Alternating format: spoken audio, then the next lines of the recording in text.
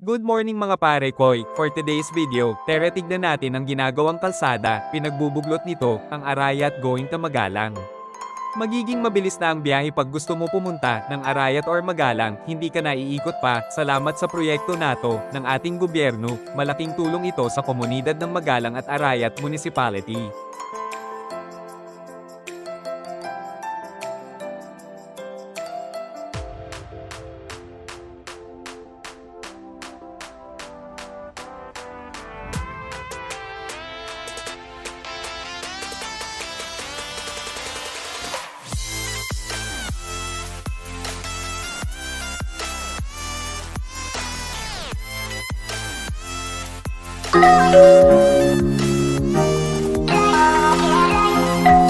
At eto na nga mga pare koy, walang plano bigla kaming nagkakayayahan, mamasyal, at eto na nga napadpad kami dito, sa bypass road ng Magalang at Arayat. Ang balak talaga namin is magpunta sa treehouse, kaso sarado pala pag Saturday. Aksidente lang ang pagpunta namin dito, gawa ng after namin sa treehouse na isipan na lang namin, magpunta sana sa Kongdadong Dam, kaso may nakita kami ginagawang kalsada, at ayon sinundan namin at napag-alaman namin, ito nga daw ang bypass road ng Magalang at Arayat. Ang maganda dito mga pare koy, hindi ka maiinip sa biyahe, sobrang ganda ng nature, gawa ng nakapaligid sa daan ng Mount Arayat, hindi ka maiinip sa biyahe mga pare koy, at maluwag pa ang kalsada. I give 100% sa project nato ng gobyerno natin.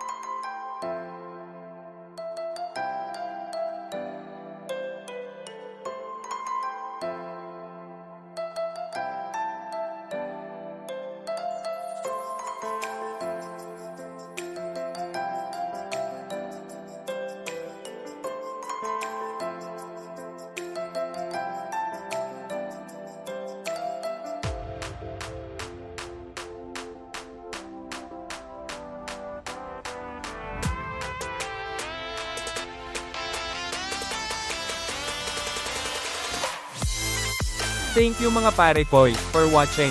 See you sa next video.